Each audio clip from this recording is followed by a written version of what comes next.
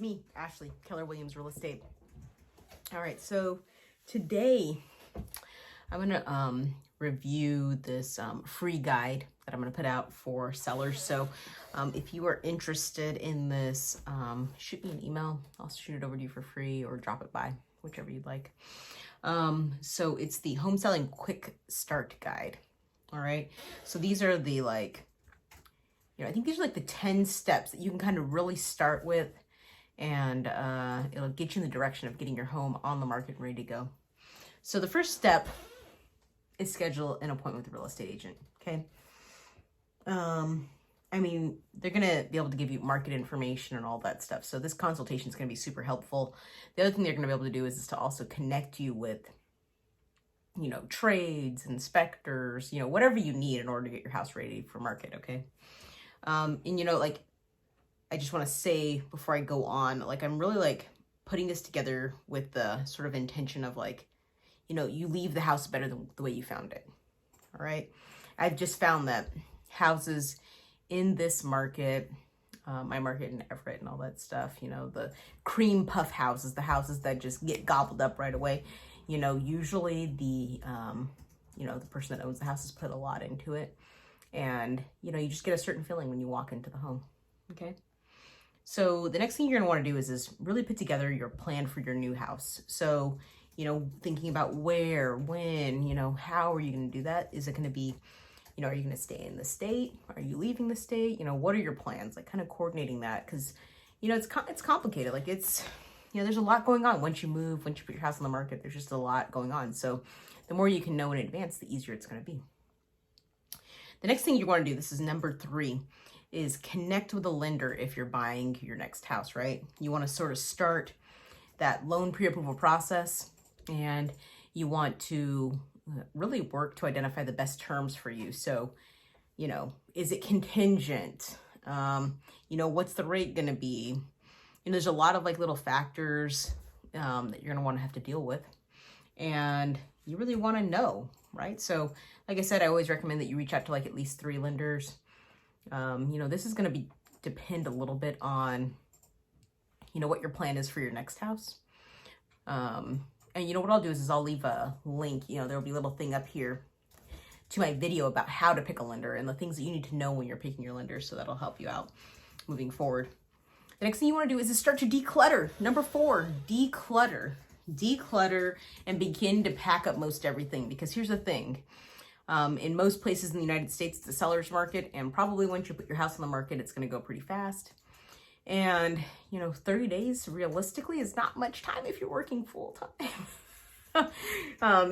If you add kids into there, then it's crazy land, right? Having to declutter, pack everything up, you're living in 2,000 square feet, it's a lot. So start packing up and, start getting rid of stuff that you don't want anymore too. I mean, it's always, this is a good time to kind of cleanse, right? To kind of do the KonMari, method, get rid of things that, maybe did have a use for you at one point and now they don't. All right. The next thing that I would do is consider hiring an inspector. Now this is going to just kind of really depend on what you know about your house. I would say that I would just generally recommend this, but this is definitely, it's all up to you. I would consider hiring an inspector, conduct a pre-inspection of your home, and, get a list of the things that they would recommend you do things, right? Because here's the thing, once you start living in your house, it's just a funny thing. And I think you're going to be able to relate to this. When you've lived in your house for a while, you can't even remember, when was the last time I did that? How long has it been? Is the roof, how old is the roof? I don't actually know, time just goes by, you're not tracking it. And, maybe you're just dealing with things as they come up, and that's normal, right? I mean, it's just life. And so it's good to kind of have an idea of what needs to be done and have an idea of the condition of your home. And again, this kind of goes back to, the intention that I'm putting forward, which is leaving the house better than what you found it. All right. So once you have a list of the repairs that are suggested by the inspector, then you can look through that and decide what you want to do, right? Maybe you do something, maybe you don't do anything. Maybe you just use the inspection as a marketing tool, right? So what I would do is whatever repairs you do decide to do, you want to track and keep all of the invoices and keep the costs, because what you're going to do later is you're going to take all the sort of recent improvements that you've done and summarize them on in a Word document. So if you recently replaced the furnace, you'd put that. If you put a new roof on, you'd put that. These are all things that are making your house more attractive to buyers, okay? The next thing is sort of like the touch-up paint, service the systems deal, right? So this might include getting your septic system inspected. This might include servicing your furnace, servicing your water heater, and yeah, touching up paint. Like, you know, if you have a room that's like purple, I mean, you might want to go back and paint that more neutral color. I mean, you know, you'll just have to sort of make a decision. You know, I would recommend it. And again, you know, it will be helpful for you to have a conversation with your real estate agent, and then they can give you recommendations, you know, what they think, what they think would be good for the market. Sometimes that works fine and it's not a big deal. Other times it does matter. I mean, if you're trying to get top dollar for your house, it would make sense to make your home the most attractive you can for the most people possible. And that might include painting.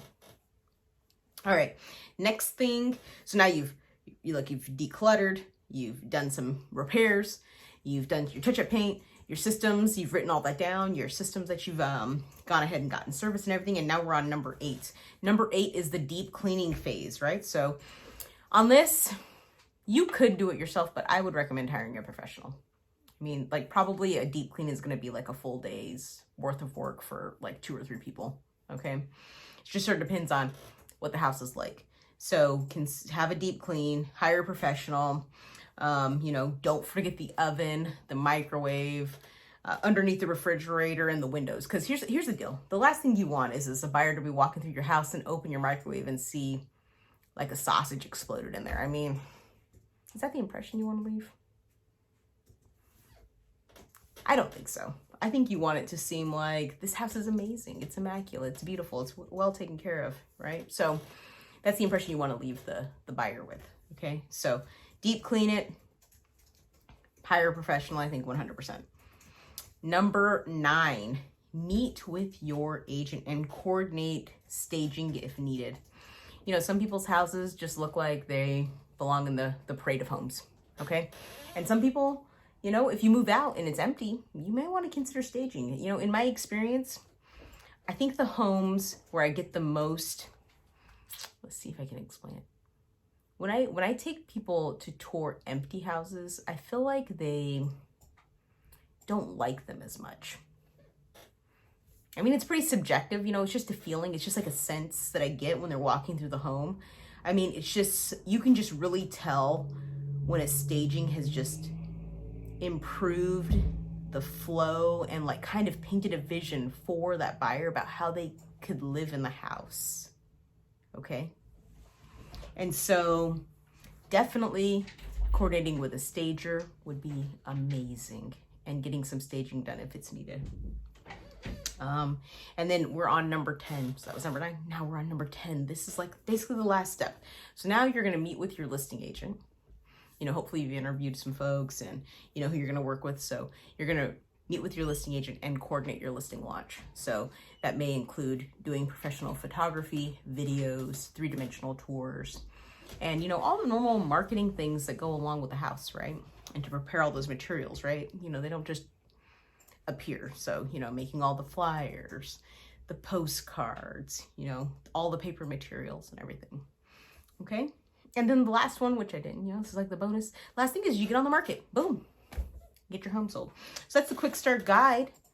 That is the quick start guide. Look at that. 10 steps in under 10 minutes. If you have any comments, please leave them down below. If you have not yet subscribed to my channel, subscribe and like the video. See you again soon, YouTube.